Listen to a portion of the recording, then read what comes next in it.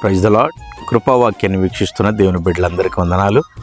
గత దినము నాడు మనం మాట వినిన స్త్రీల గురించి మనం తెలుసుకున్నాం.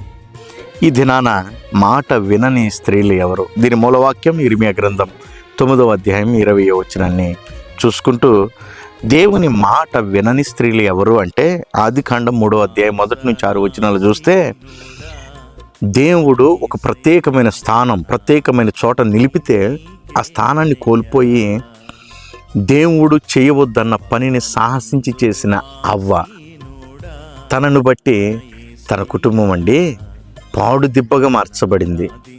దేవుని మాట వింటే కుటుంబం రక్షించబడుతుందండి. దేవుని మాట వినకుండా కుటుంబాన్ని పాడు దిబ్బగా మార్చుకుంది. తద్వారా ఏదైనా వనం నుంచి నెట్టివేయబడి గచ్చ పొదలు ముండ్ల పొదల పరిస్థితిలోనికి తను చేసినటువంటి ఆ పనిని, దేవుని మాట వింటున్నారా? వింటే నీ కుటుంబం దీవించబడుతుంది.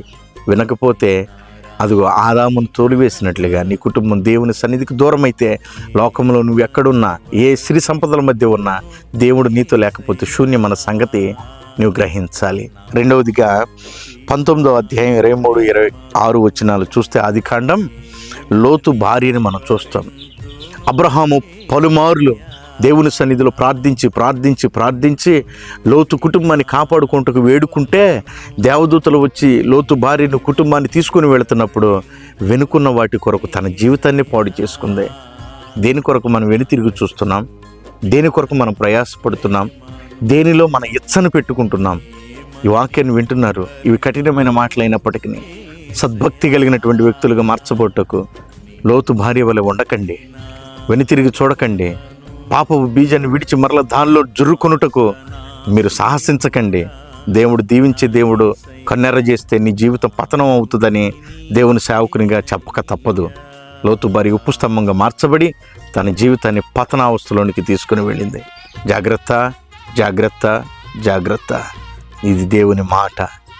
ఇంకొక వ్యక్తిని చూద్దాం. ఋతు గ్రంథం 1వ అధ్యాయం 19 నుంచి 21 వచనాలు చూస్తే నయోమి కనబడుతుంది. బెత్లెహేము అనబడిన రొట్టెల ఇంటిలో నుంచి మోయాబులోకి వెళ్ళింది. సాంగత్యం ఉండవలసిన వాళ్ళతో ఉండకుండా ఎవరెవరితో సాంగత్యం? ఈ రోజున ఈ సోషల్ మీడియాల ద్వారా ఎవరితో సాంగత్యం? ఎక్కడికి వెళుతుంది మన పరుగు? నయోమి బెత్లెహేమును విడిచి మోయాబు దేశానికి వెళ్ళి తన జీవితాన్ని ఎలా మార్చుకుందో తెలుసండి. భయంకరమైనటువంటి స్థితి. భర్తను, 2 కుమారులను కోల్పోయి దిగంబరిగా వచ్చింది. జాగ్రత్త. ఈ శుభవేళ దేవుడు మాట్లాడుతున్నాడు. కుటుంబాలు జాగ్రత్త, కుటుంబాలు జాగ్రత్త. మన సమాజాన్ని బాగు చేయలేం, కానీ కుటుంబాన్ని బాగు చేసుకునే పరిస్థితి మన చేతిలోనే ఉంది. మాట వినని స్త్రీలు అవ్వ, మాట వినని స్త్రీ లోతు భార్య, మాట వినని స్త్రీ నయోమి. విన్నవాళ్ళు రాహాబు వలె కుటుంబాన్ని కట్టుకున్నారు. విన్న సమర స్త్రీ గ్రామాన్ని కట్టింది. విన్నటువంటి లూదియా తన కుటుంబాన్ని బాప్తిస్మం ఇప్పించింది. వినని అవ్వ కుటుంబాన్ని ముండ్ల పొదల మధ్యకు తీసుకొని వెళ్ళింది. వినని లోతు భార్య ఉప్పు స్తంభంగా మార్చబడి శపించబడింది. వినని నయోమి సర్వం కోల్పోయింది. కోల్పోవాలని అనుకుంటే దేవుని మాటను పెడచెవును పెట్టండి.